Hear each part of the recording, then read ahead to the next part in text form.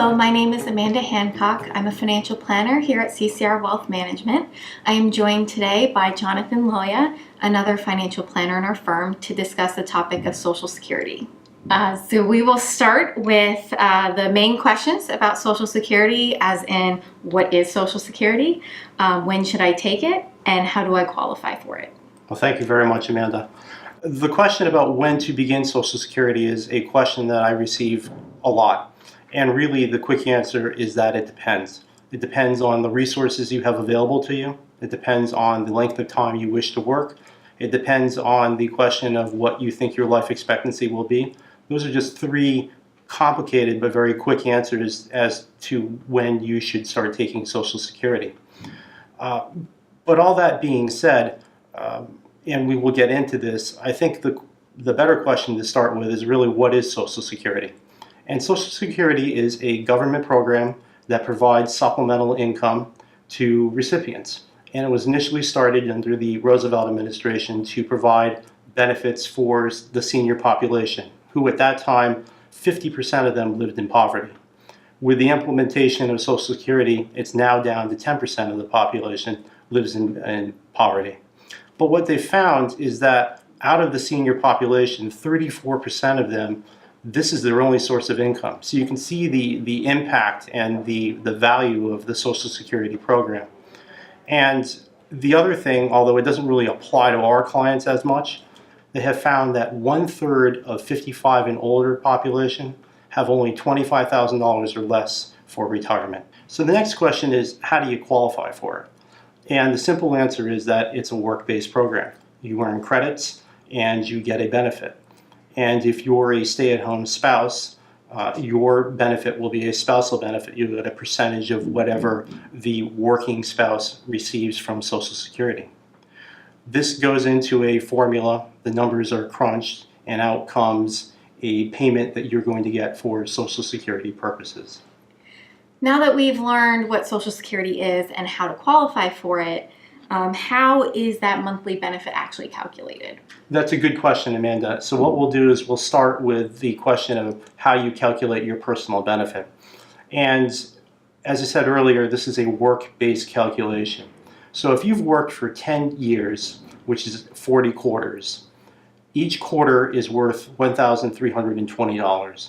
If you've obtained that level of work history, then you've earned a basic Social Security benefit. And at the age of 62, which is the youngest age possible, you can start collecting on that benefit.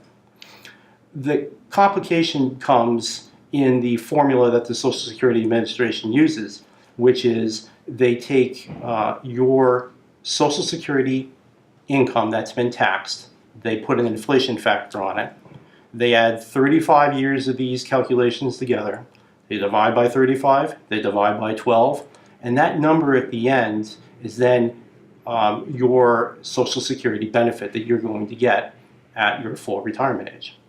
To get to your particular answer, it's best to actually get a Social Security statement. And what you're able to do, especially now in the internet age, is register on either ssa.gov or socialsecurity.gov, create a username and a password, and you're able to obtain your own Social Security statement. When you have this document, it contains a series of facts that are very beneficial for you. First, it's going to tell you what your benefit is calculated by the Social Security Administration at the age of 62, which is your youngest age possible, your full retirement age, where you're going to get your full benefit, and age 70, where you can get your maximum benefit. And what is important to know also is that that document is also going to contain your entire work history. Whatever has been taxed for Social Security purposes will be on that document. So you're able to double check the federal government if that is a concern of yours, to make sure that you're getting what you paid into the system.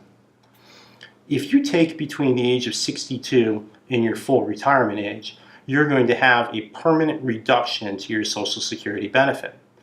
And what that means is you're stuck with that number. You're not going to be able to redo or get a bigger number when you hit your full retirement age. That's the number you have for the rest of your life. On the other side of the coin, If you take Social Security between your full retirement age and the age of 70, you're going to get permanent credits. You're going to get a bigger benefit by waiting. And there are lots of people who want to make sure that they maximize their benefits. So getting a Social Security statement is an important thing to do. There's one last piece to add to that equation, and that is the discussion about COLAs, cost of living increases. They sometimes happen, they sometimes don't. It's at the whim of the federal government. There have been 2 years recently, 2010, 2011, where there were no COLAs. We have COLAs this year, we have COLAs for next year. So your benefit will increase, but it would increase by a COLA amount and not by a massive step up. Great. So then, how does a client go about actually maximizing their Social Security benefit? Another good question, Amanda. So in the past, what clients did, and there are two buzz phrases that everyone knows about, file and suspend and restricted application, they went through those steps to maximize their Social Security benefit. And what has happened as of 2016 is the rules have changed. So file and suspend as long as you applied for Social Security before April 29th, 2016, you were qualified. Restricted application as long as you were 62 years or older as of the end of 2015, you qualified. And some of our clients are grandfathered under those provisions. But the new people, new clients, younger generation, people who are now starting Social Security, they're under the new rules. And the new rules are more difficult to maximize your benefit, but not impossible.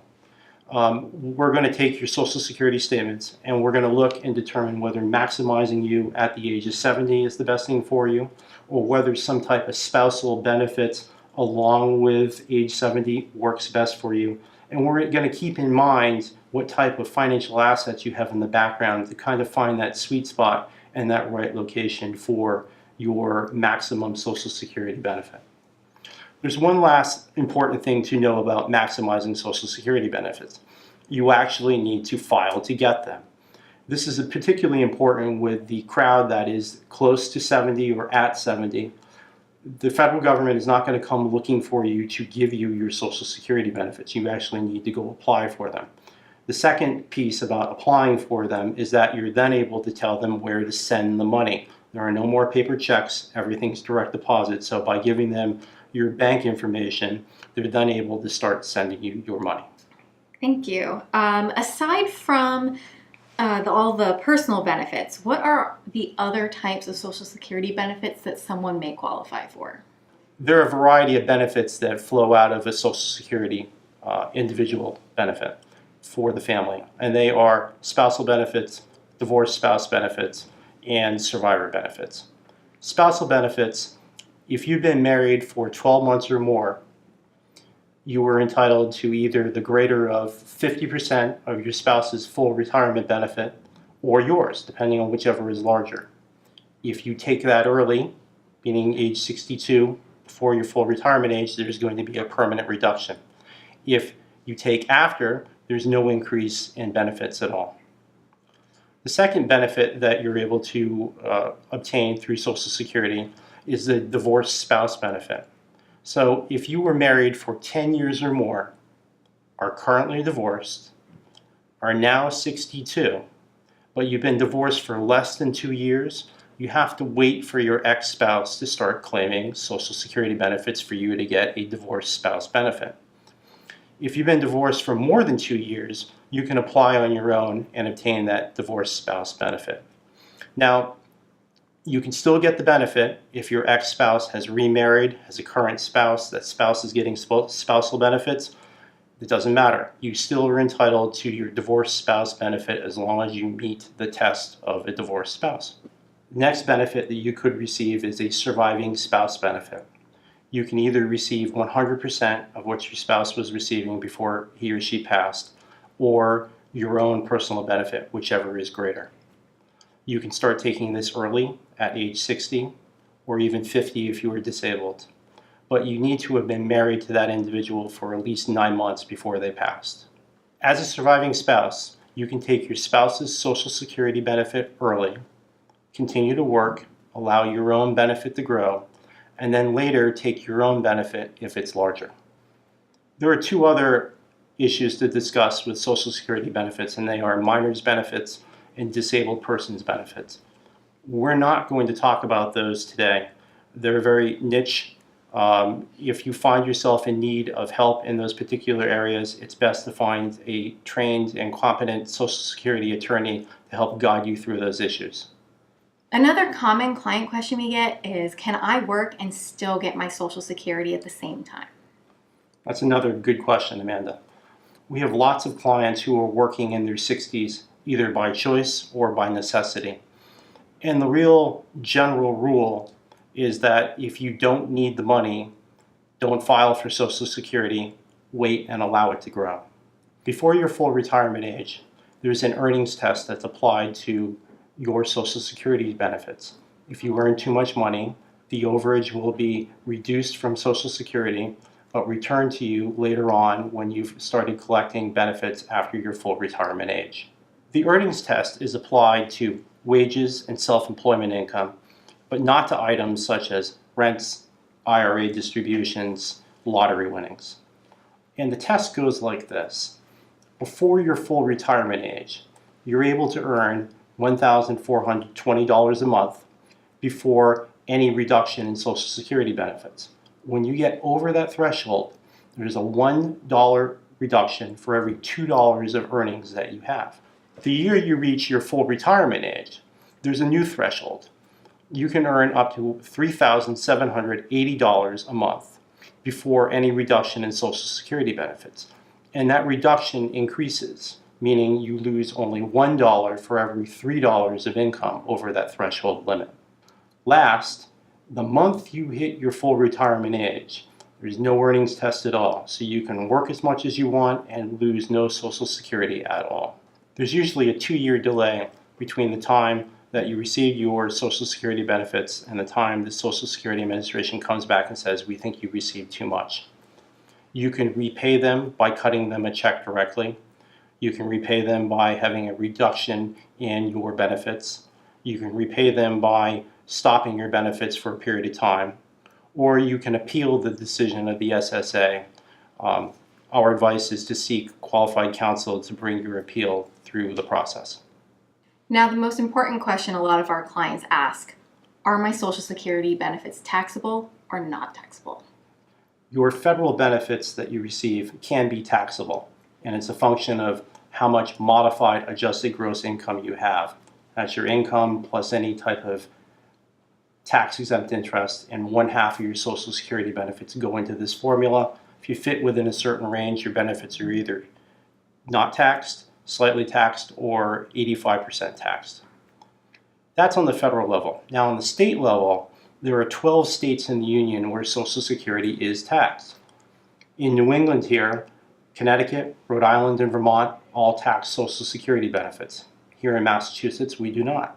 So that's another consideration you have to have when you're thinking about when and how much you are going to lose for Social Security purposes. What happens if I took Social Security too soon? Do I get a redo? The process goes like this. Within 1 year of applying for Social Security, you have to reapply to the Social Security Administration, tell them that this was a mistake, pay back all the benefits you received during that time frame. No interest will be assessed, no penalties will be assessed. This allows you to then reapply at your own convenience at a later date. The only thing you have to keep in mind is that you only get one redo in life. So the next time you apply for Social Security benefits, those are the benefits that you're going to have. So then what would happen to my Social Security benefits if I had a public pension?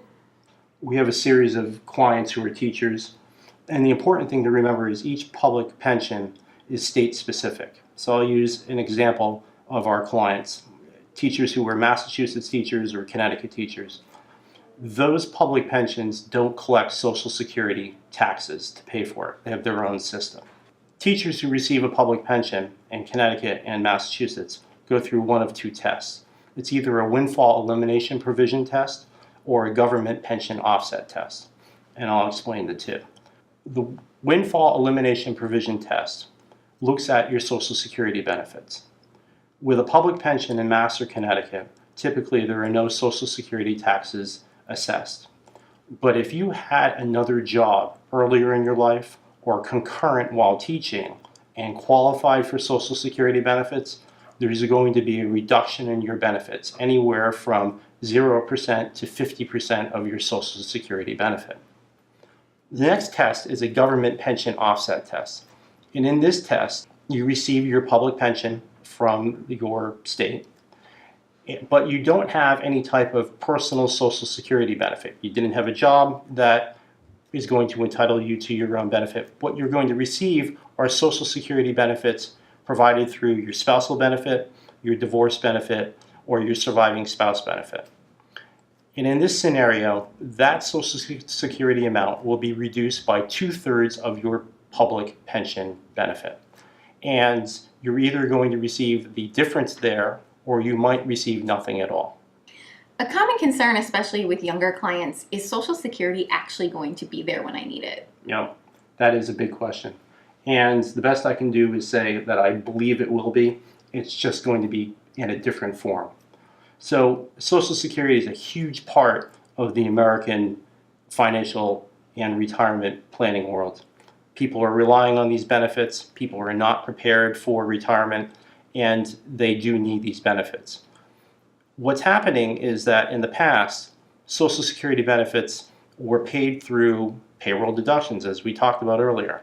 There was more money going into the trust fund than going out. Recently, that's flipped. Baby boomers are retiring in greater numbers. More money is going out than is coming into the system. And in 2034, two things are going to happen. That's when the Social Security Trust Fund is allegedly going to run out of money. And in 2034, if you look on the back of your Social Security statement, you'll see it in bold print. They say that there's going to be a haircut of 33% benefits for both the current retirees and the future retirees. Now, I don't believe that current retirees are going to have their benefits cut, but that is what the law is right now. What will happen are changes to the future retirees. Their benefits are either going to be cut, they're either going to have benefits start at a later date, or what will happen is that instead of Social Security taxes being capped at certain income levels, they'll have Social Security tax for all income as ways to maintain the longevity of the system. Thank you, John. Do you have any final thoughts on Social Security? This has just been a brief overview of Social Security, its benefits, its rules, some of its procedures, and it's important to keep that in mind. The next thing is that it's important to get professional advice while you're applying for benefits. You can't go to the Social Security Administration and expect them to give you personal detailed advice on what's best for you and a spouse. Only 10% of the population maximizes their Social Security benefits. It's important not to view it as my social or your social, but as our Social Security benefits jointly together. I will say something else. It's important when you turn 65 to apply for Medicare. I know that seems rather odd in this conversation, but Social Security and Medicare do work together. You're required under law or you're penalized if you don't file by 65. But if you're maximizing your Social Security benefits, you can still do that and apply for Medicare and keep on your Social Security plan.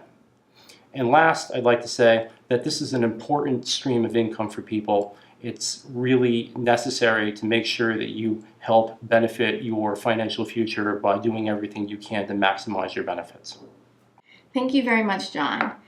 If you have any questions or need any clarification on any of the topics we discussed today regarding Social Security, please contact us at CCR Wealth Management, and thank you for tuning in.